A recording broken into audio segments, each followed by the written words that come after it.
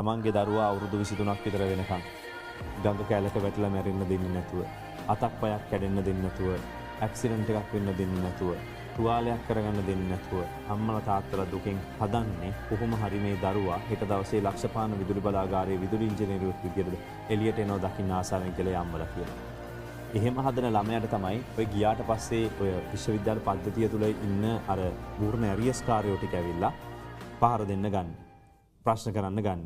ඕවට ඉතින් අර මෙහි ඉන්න එළියේ ඉන්න කට්ටිය කියන අපේ කාලෙත් ඕවා තිබ්බා සුළු සුළුවට තිබ්බේ මේකයි කියලා. සුළු සුළුවට නෙමෙයි මේ විශ්වවිද්‍යාලේ පාලන අධිකාරියයි ඔක්කොම කිසිම වැඩක් ඇති කණ්ඩායමක් නෙමෙයි. කෙලින්ම කියනවා නම් මේගොල්ලෝ කවදද මේ ශිෂ්‍යයන්ට විරුද්ධව විනය ක්‍රියාමාර්ග ගත්තේ.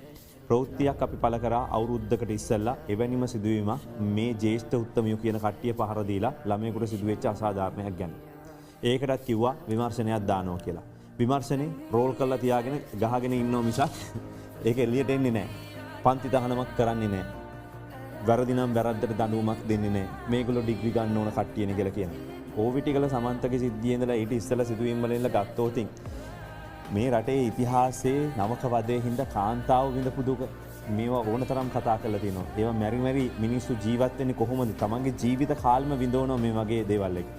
හරි විශ්වවිද්‍යාල ප්‍රජාවක් නම් කියන්න ඕන ඉස්සෙල්ලා මේ උපකුලපතිතුමාගේ ඉඳලා ඔක්කොම කට්ටිය මොනවද මේවට ගත්ත ක්‍රියාමාර්ග කියලා.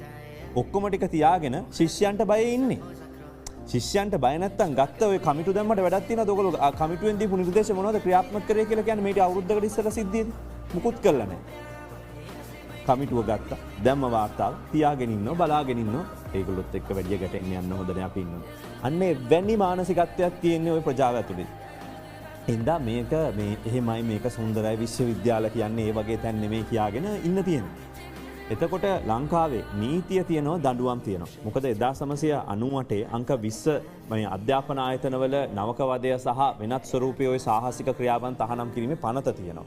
ඒතර නවක වදයට එරෙහිව ලංකාවේ ක්‍රියාත්මක වන ඒ කියන්නේ මූලිකම ප්‍රතිපාදනය ඕක. මේකේ අර මට මතකද දෙවනි වගන්තිය ගත්තොත් අධ්‍යාපන ආයතනයක් තුලදී එක්ක පිටතදී මේ නවකවදය සිදු කරනවා නම් එක්කෝ නවකවදය සිදු කරන්න සහභාගී වෙනවා නම් අය මේ පනත ක්‍රියාත්මක කළ දඬුවම් ලබා දෙන්න පුළුවන්. දැන් මේක ඇතුලේ හොඳේ වෙනත් අර එළියේ රෙන්ට් කරලා තියෙන තැන්වල නෙමෙයි මේ සිද්ධිය වෙන්නේ. ඒකයි තියෙන භයානක තත්ත්වය. දැන් මේ අයෙකුට මහේස්ත්‍රාත්වරයා ඉදිරියේ පවත්වන නඩු විභාගයකින් පස්සේ අවුරුදු දෙකකට කාලයක් නොඉක්මන දඬුවමක් දෙන්න පුළුවන්. ඒ වගේම බරපතල වැඩ සහිතව බන්ධනාගාරගත කරන්න පුළුවන්. මේ ශිෂ්‍ය කතා නෑ මේගොල්ලෝ. දැන් ඔතේ 16ට අඩු නෑ මේගොල්ලෝ. නවක වදේට මේ ලක් වෙච්ච තැනැත්තන්ට සිද්ධ වෙච්ච ඒ හානියේ ස්වභාවය සලකලා බලලා වන්දි උනත් ගන්න පුළුවන්.